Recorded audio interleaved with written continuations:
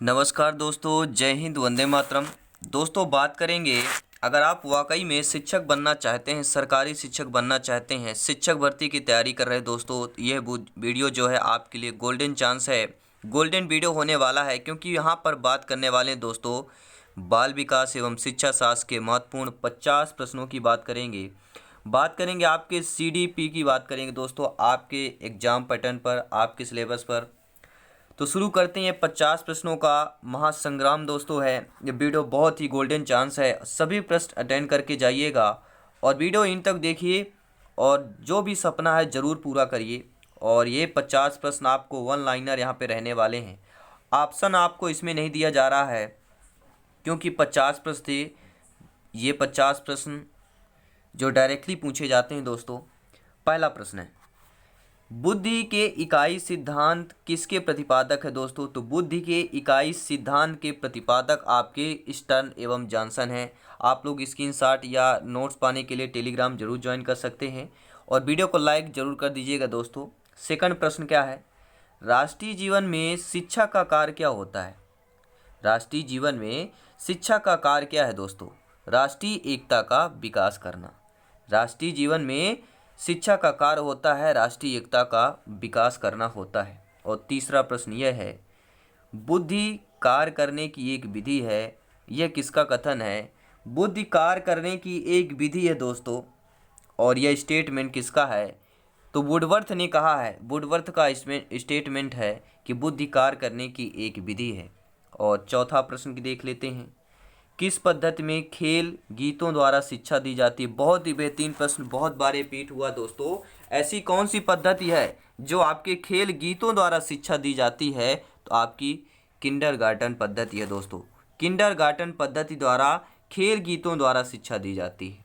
अगला प्रश्न, बुद्धि परीक्षणों का जनक किसको कहा जाता है? बहुत ही बेहतरीन लाजवाब प्रश्न है साथियों कि बुद्धि परीक्षणों का जनक किसको कहा जाता है। बहुत सारे ऑप्शन मिलेंगे, बिने मिलेंगे, जीन पियाजे मिलेंगे, थर्नडाइक मिलेंगे, जॉनसन मिलेंगे, वुडवर्थ भी आ सकता है। लेकिन जो सही ऑप्शन होगा कि बुद्धि परीक्षण के जनक किसको कहा जाता है, तो आपके बिने को कहा जाता है। सभी लोग नोट कर लेंगे, बुद्धि परीक्षण के जनक आपको प्रोफेसर बिने को कहा जाता है। सभी लोग नोट कर लेंगे। अगला प्रश्न है दोस्तों, यह दिया गया है कि स्टैटिस्टिक शब्द की उत्पत्ति किस भाषा से मानी जाती है? ठीक है, स्टैटिस्टिक्स जो शब्द है आपका, यह इसकी शब्द की उत्पत्ति किस भाषा से मानी जाती है? तो ये लैटिन और आपका जर्मन और इटालियन, तीन भाषाओं का है। ठीक है, क्या है?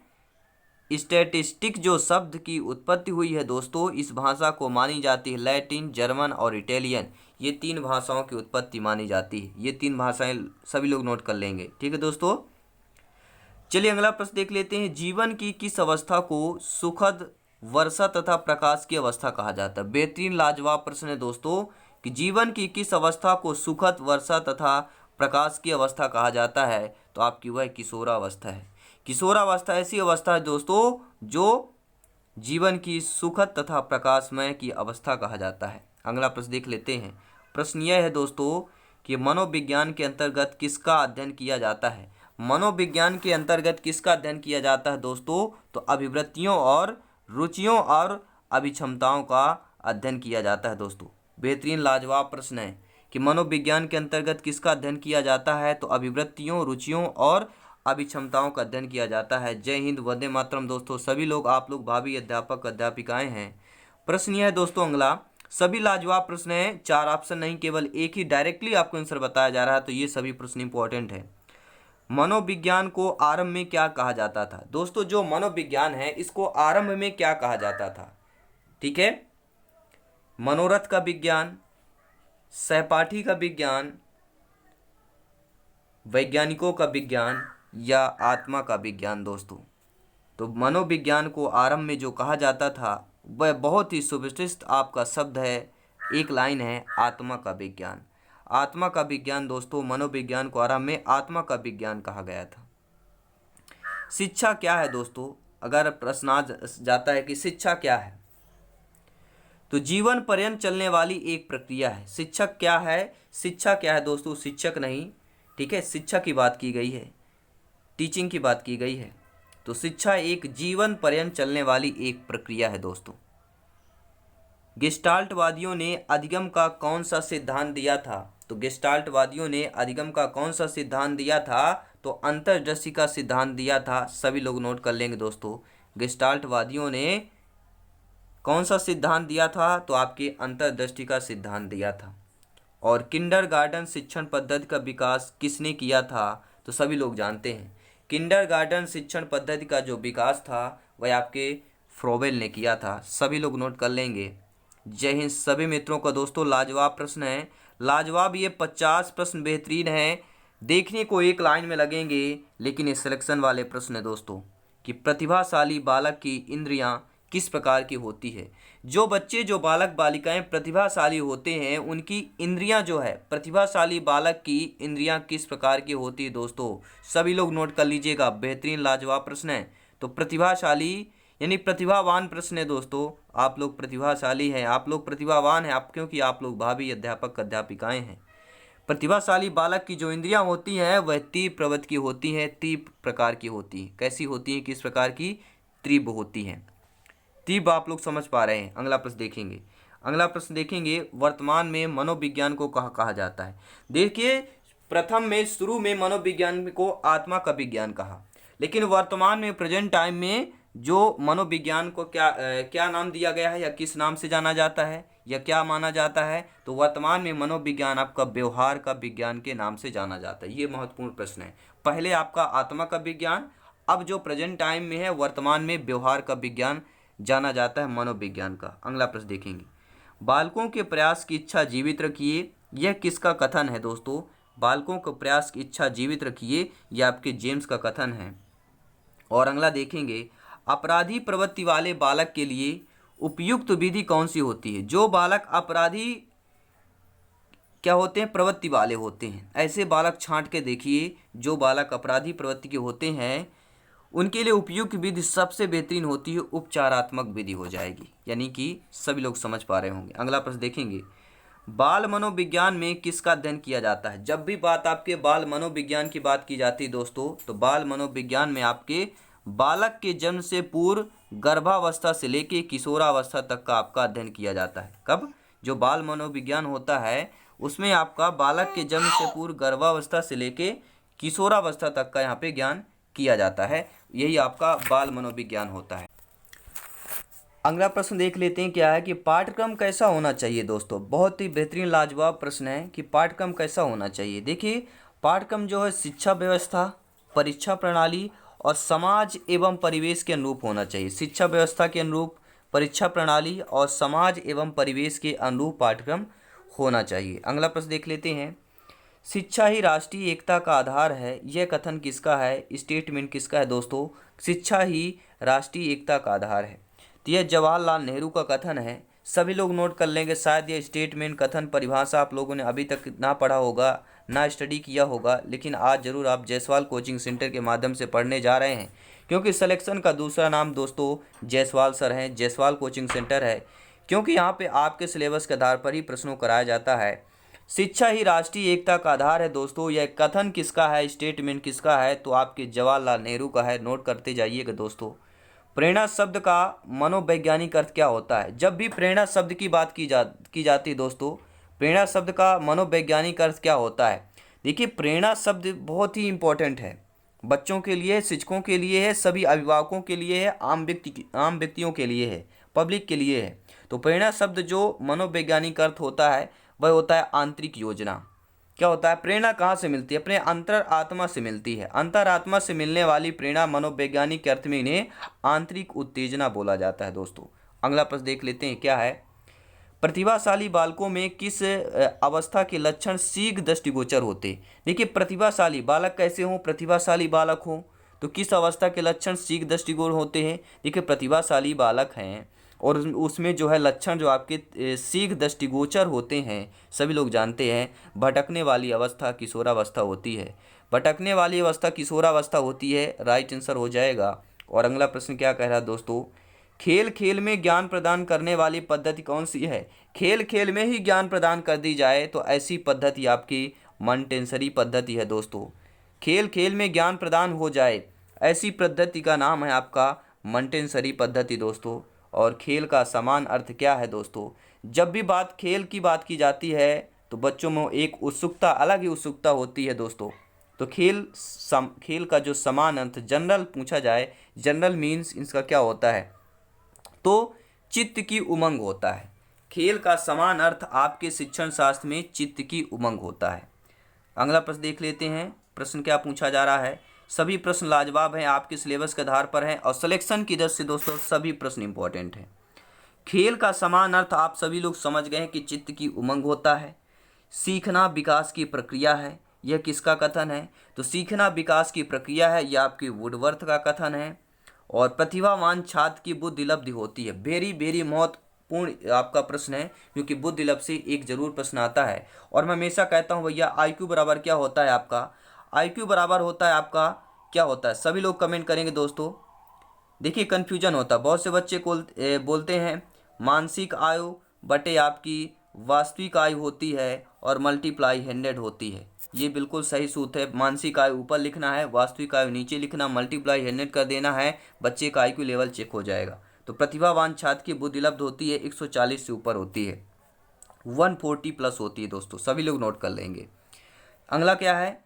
बुद्धि की अवधारणा को समझाने हेतु गिलफोर्ड ने किस अवधारणा का प्रयोग किया था दोस्तों? जब भी बुद्धि की अवधारणा को समझाने हेतु जब गिलफोर्ड ने अवधारणा का प्रयोग किया था, वह आपका दोस्तों अवधारणा है, कौन सी है आपकी? कंटेंट, प्रोडक्ट और ऑपरेशन अवधारणा है। ये सभी लोग नोट कर लेंगे, कंटेंट, प्रोडक्ट और ऑपरेशन अवधारणा है आपकी। अगला प्रश्न देख लेते हैं क्या है?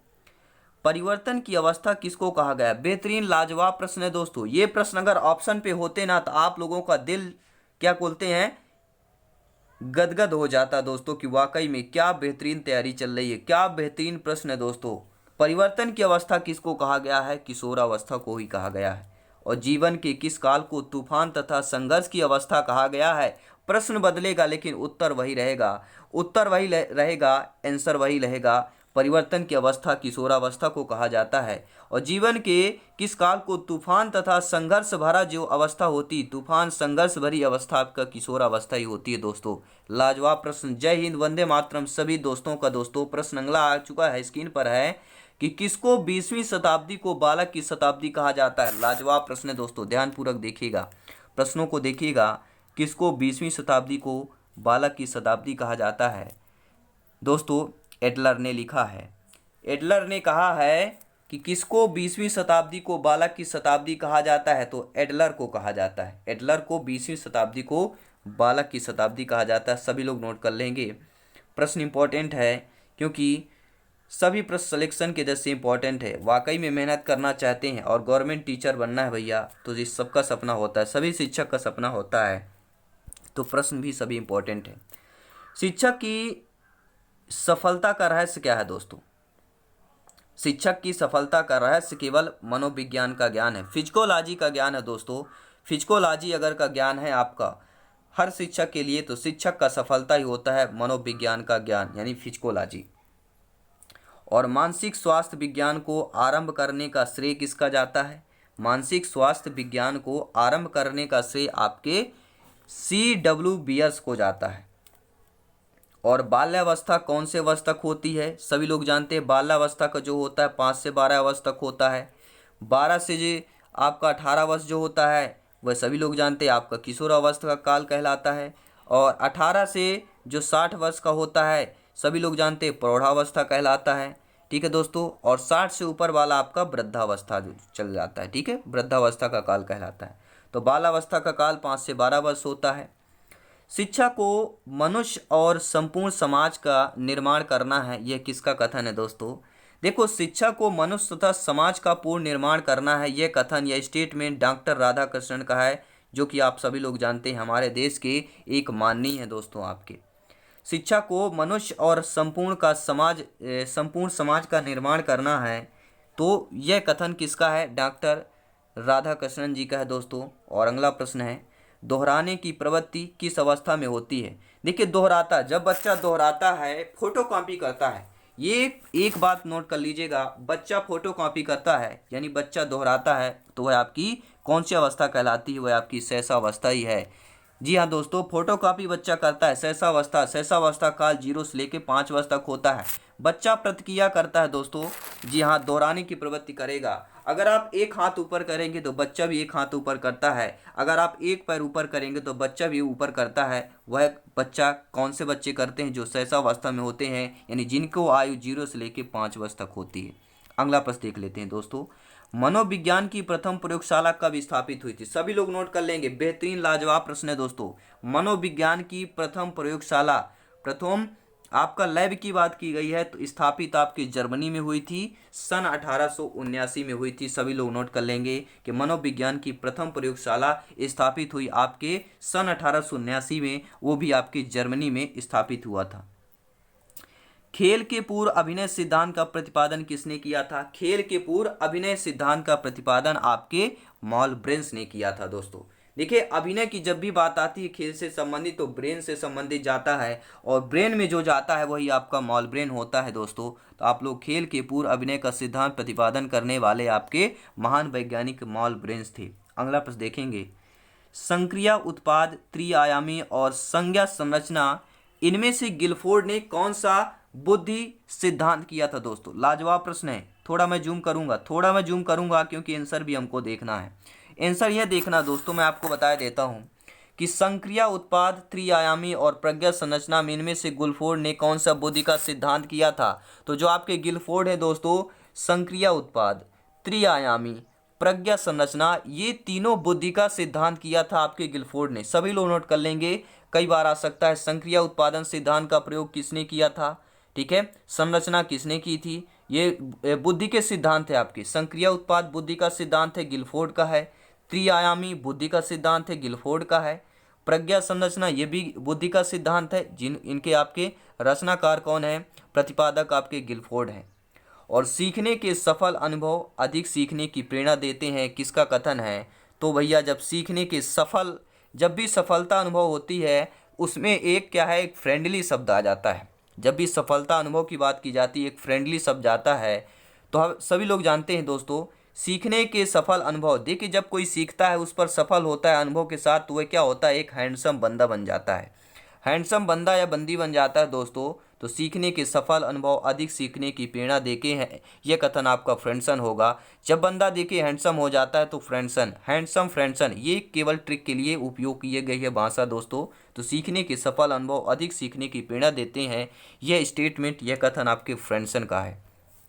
और अगला प्रश्न है, बाल्यावस्था को जीवन का अनोखा काल किसने बताया है? तो सभी लोग जानते हैं कोल एवं ब्रूस ने है कि बाल्यावस्था को जीवन का अनोखा काल बताने वाले आपके कोल व ब्रूस है दोस्तों। अगला प्रश्न देख लेते हैं। 10 प्रश्न और लाजवाब होने वाले हैं। 10 प्रश्न लाजवाब होने वाले हैं दोस्तों। प्रश्न अगला क्या दिया है कि राष्ट्रीय एकता का प्रमुख आधार क्या है दोस्तों? जब भी बात राष्ट्रीय एकता की बात आती है और जब भी शिक्षा की बात आती है, शिक्षक की बात आती है दोस्तों, राष्ट्रीय एकता का प्रमुख आधार शिक्षा ही होता है। इसलिए सभी लोग, आप लोग भावी अध्यापक अध्यापिकाओं या शिक्षकों को, सभी को मेरा नमन है, क्योंकि शिक्षा जो प्रदान होता है गुरुओं से प्रदान होता है, शिक्षकों शिक्षिकाओं से, अध्यापक अध्यापिकाओं से ही प्रदान होता है दोस्तों।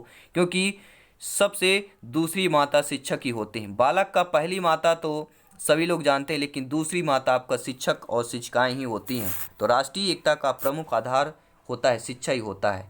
करके सीखना किस अवस्था के लिए उपयुक्त होता है? तो करके सीखना, जब बच्चा करके सीखता है दोस्तों, तो वह किस अवस्था को उपयुक्त होता है? तो वह अवस्था जो होती है सहसावस्था भी होती है, बाल्यावस्था भी होती है दोस्तों, और आपके किशोरावस्था भी होती है। ये तीनों जो अवस्थाएं हैं दोस्तों, तीनों अवस्थाओं पर जो है बालक करके सीखने का अवस्था या करके सीखने की अवस्था उपयुक्त होती है। तीनों अवस्थाएं, सहसावस्था, बाल्यावस्था और किशोरावस्था, यानी 0 से लेकर 5 वर्ष तक हो गया, और आपका 5 से लेकर 12 वर्ष तक हो गया, और 12 से लेकर 18 वर्ष, यानी 0 से लेकर 18 वर्ष तक सभी बच्चे जो है करके सीखने की अवस्था उपयुक्त होगी इन सभी में। किस नियम के अनुसार प्रतिभाशाली माता पिता की संतान निम्न कोटि की होती है? बेहतरीन लाजवाब प्रश्न है। वीडियो को जरूर लाइक करें दोस्तों। आप लोग सभी लोग भावी अध्यापक हैं, टीचर्स हैं, और टीचर्स फैमिली को जरूर शेयर करें, टीचर्स फैमिली को बड़ा करें, क्योंकि हमारा शिक्षकों को भी एकता होनी चाहिए। तो किस नियम के अनुसार प्रतिभाशाली माता पिता की संतान जो है निम्न कोटि की होती है। यानी माता पिता तो प्रतिभाशाली हैं, लेकिन उनके जो बच्चे हैं वह निम्न कोटि की होती है दोस्तों। किस नियम के अनुसार है? तो यह प्रत्यागमन का नियम जो है दोस्तों, प्रत्यागमन का नियम यही है कि माता पिता तो होनहार है, प्रतिभाशाली है, लेकिन उसके जो संतान होती है, बच्चे होते हैं, वह निम्न कोटि की होती हैं। यह प्रत्यागमन का आपका नियम है। अगला प्रश्न देख लेते हैं। जीवन इतिहास विधि का प्रयोग सर्वप्रथम किसने किया था? दोस्तों, जब भी लाइफ हिस्ट्री की बात की जाए, जीवन इतिहास विधि का प्रयोग सर्वप्रथम करने वाले टाइडमैन है। क्योंकि भैया ये टाइड है, और जब भी टाइट होते हैं पाना पेचकस लेके टाइट कर देते हैं, क्योंकि जीवन इतिहास, इतना बड़ा इतिहास, पूरे जीवन का इतिहास की विधि का प्रयोग सर्वप्रथम कर दिया भैया टाइडमैन है। और यही कह सकते हैं कि इनका जो नियम सिद्धांत बिल्कुल टाइट है। अगला प्रश्न देखेंगे। शिक्षा और मनोविज्ञान को जोड़ने वाली कड़ी कौन सी हो? दोस्तों, शिक्षा और मनोविज्ञान, देखिए शिक्षा एक अलग है और मनोविज्ञान एक अलग है, सभी लोग समझते हैं दोस्तों। सबसे बेहतर शिक्षक वही होता है जो मनोविज्ञान का ज्ञाता होता है, और शिक्षा प्रदान करता है आपके शिक्षक ही प्रदान करते हैं। तो शिक्षा और मनोविज्ञान को जोड़ने वाली कड़ी आपके मानव व्यवहार ही है दोस्तों। लाजवाब प्रश्न था, लाजवाब आंसर भी आया। 4-5 प्रश्न और देख लेते हैं। थार्नडाइक ने अधिगम के कितने गौण नियम बताए? 5 गौण नियम बताए। मैंने कल ही आपको बताया था, मनोविज्ञान का एक बेहतरीन लाजवाब आया था कि थार्नडाइक ने अधिगम के कितने गौण नियम बताए? तो 5 गौण नियम बताए हैं। और 3 आपके कौन से नियम बताए हैं? तत्परता का नियम, स्वभाव का नियम, प्रभाव का नियम, ये मुख्य नियम है आपके। ठीक है, थार्नडाइक ने 2 नियम बताए, एक मुख्य नियम जिसमें आपके 3 नियम आते हैं, और एक गौण नियम जिसमें आपके 5 नियम आते हैं। ब्लूम के अनुसार शिक्षा के उद्देश्य कितने प्रकार के होते हैं? जब भी देखिए ब्लूम की बात की जाए, ब्लूम की जब भी बात आती है तो ये समझ लीजिएगा, अगर ये ब्लूम प्रश्न आ गया कि ब्लूम के अनुसार शिक्षा के उद्देश्य कितने प्रकार के होते हैं, तो ब्लूम में कितने वर्ण हैं? ब्लूम में बेशक आपके 3 वर्ण आते रहे, बा, ला, एम, मा। ठीक है, ठीक है, बा, ला, मा। ठीक है, आपका बा आ रहा है, ला आ रहा है, एम आ रहा है। इन 3 शब्दों से मिलकर आपका ब्लूम बना है। तो कितने हैं भैया? 1, 2, 3। तो ब्लूम के अनुसार शिक्षा में कितने उद्देश्य है? 3 उद्देश्य है। सभी लोग नोट कर लेंगे। ब्लूम आपका 3 वर्णों से मिलकर बना है, तो आपके 3 उद्देश्य। ब्लूम ने शिक्षा के कितने उद्देश्य हैं, कितने प्रकार बताए? 3 प्रकार बताए हैं। और मनोविज्ञान को चेतना का विज्ञान मानने वाले कौन है? दोस्तों, सभी लाजवाब प्रश्न है और शिक्षक भर्ती में पूछे गए प्रश्न है, और इन्हीं प्रश्नों में से 10 प्रश्न पूछे जाना है टोटल। आप आउट ऑफ 150 में से दिए, अगर आपने तैयार किया 50 प्रश्न, तो 150 में 10 नंबर यहाँ से आपका पक्का हो गया दोस्तों। ठीक है, तो मनोविज्ञान को चेतना का विज्ञान मानने वाले आपके पोम्पोनाजी थे। पोम्पोनाजी, पोंपो होता है ना, जब गुलाब लच्छी बेचने वाला आता है पोपो बोलता है। तो सभी लोग नोट कर लेंगे कि मनोविज्ञान को चेतना का विज्ञान मानने वाले आपके पोम्पोनाजी थे दोस्तों। और बुद्धि का द्वितत्व सिद्धांत किसने दिया था? देखिए, जब भी बात बुद्धि के द्वितत्व की बात आती है, त्रितत्व की बात आती है, तो द्वितत्व और त्रितत्व देने वाले आपके बुद्धि में स्पीयरमैन भी है। सभी लोग नोट कर लेंगे, बुद्धि के द्वितत्व और त्रितत्व देने वाले आपके महान वैज्ञानिक स्पीयरमैन हैं। और बालकों में किशोरावस्था का आरंभ किस वर्ष माना जाता है? दोस्तों, तो बालकों में जो किशोरावस्था का आरंभ जो होता है, सभी लोग जानते हैं 12 से 18 वर्ष की आयु जो होती है वह किशोरावस्था की आयु होती है। तो आरंभ 12 वर्ष से होगा, और अंतिम आपका 18 वर्ष होता है। तो किशोरावस्था की जो आरंभ की आयु होती है वह 12 वर्ष की आयु में हो जाती है दोस्तों। तो ये रहे आपके बेहतरीन लाजवाब प्रश्न। सभी लोग समझ पा रहे हैं, मेरी भावनाओं को समझ पा रहे होंगे, मेरे प्रश्नों को समझ पा रहे होंगे, क्योंकि सिलेक्शन मेन टारगेट होता है, आपका सपना टारगेट होता है, आपके अपना परिवार टारगेट होता है दोस्तों। क्योंकि जो भी आप तैयारी कर रहे हैं, अपने लिए कर रहे हैं, अपने परिवार के लिए कर रहे हैं, अपने खुशी के लिए कर रहे हैं, तो आपकी खुशी में ही हमारी खुशी है, आपके प्रेम और स्नेह में ही हमारा प्रेम स्नेह है। तो बस हंसते रहिए, हंसाते रहिए, साफ सफाई बनाए रखिए दोस्तों, स्वास्थ्य हमेशा अपने परिवार का ख्याल रखें। और ये भी एक शिक्षक भर्ती का चैनल है, टीचर्स फैमिली है, इस फैमिली को भी लाइक शेयर करते रहें। धन्यवाद सभी का, जय हिंद दोस्तों।